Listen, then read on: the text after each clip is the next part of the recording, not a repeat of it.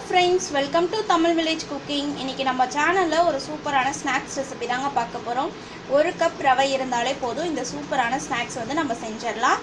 வாங்க நம்ம வீடியோக்குள்ள போய் குழந்தைகளுக்கு ரொம்ப பிடிச்ச இந்த ஸ்நாக்ஸ் ரெசிபி எப்படி செய்யறதுன்னு பார்க்கலாம்.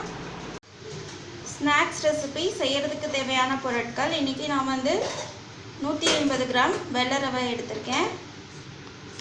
2 டேபிள் ஸ்பூன் அரிசி மாவு, அதாவது இந்த ஸ்பூன்ல 2.5 ஸ்பூன் அளவுக்கு அரிசி மாவு எடுத்துர்க்கேன். 1.5 டேபிள் ஸ்பூன் அளவுக்கு கடலை மாவு, ஒரு பிஞ்ச் அளவு சோடா உப்பு ஆட் பண்ணிக்கலாம். சால்ட் தேவையான அளவு, காரத்துக்கு ஏற்ப வரமிளகாய் தூள், ஆயில் தேவையான அளவு. அவ்வளோதாங்க இந்த டேஸ்டியான ஸ்நாக்ஸ் ரெசிபி செய்கிறதுக்கு தேவையான பொருட்கள். இப்போ வந்து நம்ம அதுக்கு மிக்சிங் ரெடி பண்ணணும். அதுக்கு ஃபஸ்ட்டு ஒரு பாத்திரத்தில் வெள்ளை ரவை ஆட் பண்ணிக்கிறேன். அது கூட அரிசி மாவு கூட கடலை மாவு ஆட் பண்ணிக்கலாம். சோடா உப்பு, இப்போ வந்து காரத்துக்கேற்ப வரமிளகாய் தூள் ஆட் பண்ணிக்கலாம். பெருங்காயத்தூள் ஒரு பிஞ்ச் அளவு ஆட் பண்ணிக்கலாம். இப்போ வந்து இது எல்லாமே சேர்த்துட்டு நல்லா இந்த மாதிரி கலந்து விட்டுறணும்.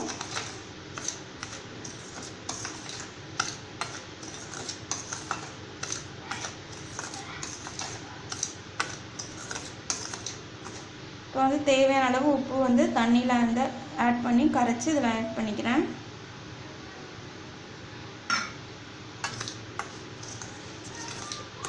இப்போ இது எல்லாமே சேர்த்துட்டு நல்லா இந்த மாதிரி மிக்ஸ் பண்ணி விடணும்.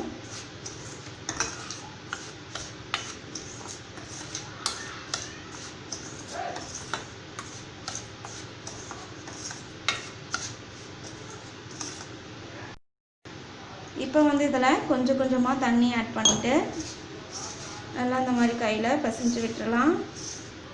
எடுத்தோடனே நிறைய தண்ணி ஆட் பண்ணக்கூடாதுங்க. கொஞ்சம் கொஞ்சமாக தண்ணி ஆட் பண்ணி நல்லா சப்பாத்தி மாவு பிசைகிற பதத்துக்கு கரெக்டாக இந்த இதை கொண்டு வரணும். அதனால் இந்த மாதிரி கொஞ்சம் கொஞ்சமாக தண்ணி ஆட் பண்ணி இந்த மாதிரி பிசைஞ்சு விடுங்க.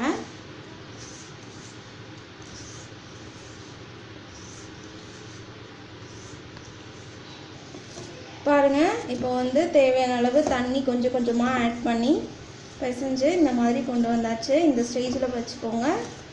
பாருங்கள், பாத்திரத்தில் ஒட்டவே இல்லை. அந்த அளவுக்கு நல்லா இந்த மாதிரி பிசைஞ்சு விடணும். இப்போ வந்து இந்த மிக்சிங் வந்து ஒரு 10 to 15 மினிட்ஸ் வரைக்கும் ஊறணும். அது வரைக்கும் ஒரு மூடி போட்டு நம்ம க்ளோஸ் பண்ணி வச்சிடலாம். இப்போ வந்து 10 நிமிஷம் ஆயிடுச்சு. இப்போ இதில் வந்து கொஞ்சமாக ஆயில் ஆட் பண்ணிக்கலாம். நம்ம வந்து வெள்ளை ரவை சேர்த்துருக்கனால ஊற வைக்கும்போது கொஞ்சம் கெட்டியாகிடும். அதனால் ஒரு 2 ஸ்பூன் கிட்ட ஆயில் ஆட் பண்ணிக்கலாம். இப்போ ஆயில் ஆட் பண்ணிவிட்டு நல்லா இந்த மாதிரி பிசைஞ்சு விட்டுறலாம்.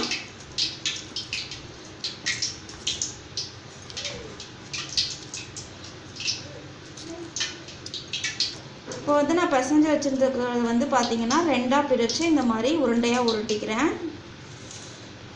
இப்போ வந்து நம்ம சப்பாத்தி தேய்க்கிற கட்டை எடுத்துக்கலாம். அதில் மேலே வந்து இந்த மாதிரி ஆயில் ஸ்ப்ரெட் பண்ணி விட்டுக்கணும். இப்போ நம்ம 2ஆக பிரித்ததில் 1 மட்டும் இப்போ எடுத்து வச்சுருக்கேன்.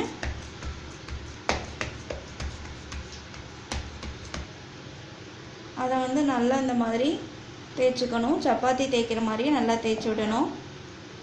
பாருங்கள், இந்த அளவுக்கு ரொம்ப வந்து தின்னாக இருக்கக்கூடாது, ரொம்ப திக்காகவும் இருக்கக்கூடாது. மீடியமான சைஸில் இருந்தால் போதும்.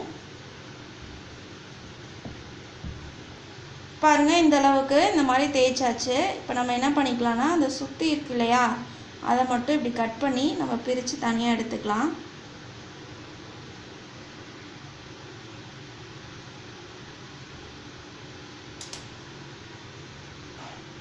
இந்த மாதிரி இந்த சுற்றி இருக்கிறத எடுத்துக்கணும். இப்போ வந்து இது மேலே கொஞ்சமாக இந்த மாதிரி லைட்டாக நம்ம இந்த மாதிரி தேய்ச்சிக்கணும். அப்படின்னா தான் கொஞ்சம் மெலிசாக இருக்கும். அதனால தான் பாருங்கள், இந்த அளவுக்கு இந்த சைஸில் நீங்கள் தின்னா தேய்ச்சா போதும். ரொம்ப கெட்டியாகவும் தேய்க்க வேண்டாம், ரொம்ப மெலிசாகவும் தேய்க்க வேண்டாம். இப்போ வந்து இது உங்களுக்கு பிடிச்ச ஷேப்பில் நீங்கள் கட் பண்ணிக்கலாம். நீங்கள் டைமண்ட் ஷேப்பில் வேணாலும் டைமண்ட் ஷேப்பில் கட் பண்ணிக்கலாம், இல்லை ஸ்கொயர் ஷேப் வேணாலும் உங்களுக்கு பிடிச்ச மாதிரி நீங்கள் கட் பண்ணிக்கலாம். இந்த மாதிரி கட் பண்ணி சின்ன சின்ன பீசஸாக எடுத்துக்கலாம். பாருங்கள், இந்த மாதிரி பீசஸாக கட் பண்ணி எடுத்துக்கலாம். இதே மாதிரி நான் மற்ற எல்லாமே கட் பண்ணி ஒரு பிளேட்டில் வச்சுக்க போகிறேன்.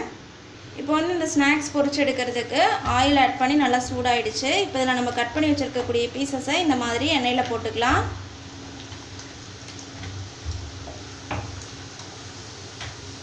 பாருங்கள், இந்த மாதிரி நல்லா இந்த மாதிரி பொங்கி வரும். பாருங்கள், இந்த மாதிரி பொங்கி வர்றது கொஞ்சம் அடங்கினப்போ பார்த்தீங்கன்னா அது கொஞ்சம் நல்லா வெந்திருக்கும். இப்போ இது இன்னொரு சைடு திருப்பி போட்டுக்கலாம். அப்போ வந்து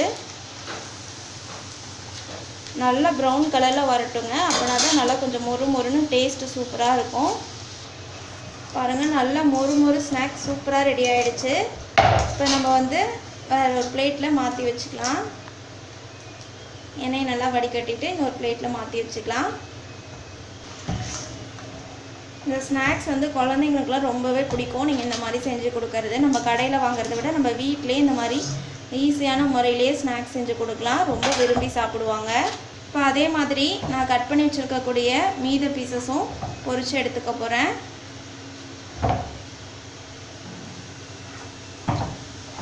அவ்வளோதாங்க, சூப்பரான மொறு மொறு ஸ்நாக்ஸ் செமையாக ரெடி ஆகிடுச்சு.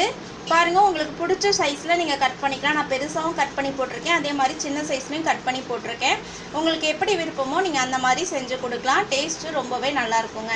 இந்த ஸ்நாக்ஸ் ரெசிபியை உங்கள் வீட்டுக்கு சொல்லி மறக்காமல் ட்ரை பண்ணி பாருங்கள். ட்ரை பண்ணி பார்த்துட்டு பிடிச்சிருந்துச்சுன்னா எங்கள் தமிழ் வில்லேஜ் குக்கிங் சேனலை லைக் பண்ணுங்கள், கமெண்ட் பண்ணுங்கள், சப்ஸ்கிரைப் பண்ணுங்கள். அப்படியே கூட இருக்கக்கூடிய பெல் ஐக்கானையும் ப்ரெஸ் பண்ணிடுங்க. அப்போ தான் நாங்கள் போடுற வீடியோஸ் உங்களுக்கு உடனுக்குடனே வந்து சேரும். இந்த வீடியோ உங்களுக்கு பிடிச்சிருந்தா ஷேர் பண்ணுங்கள். தேங்க்யூ.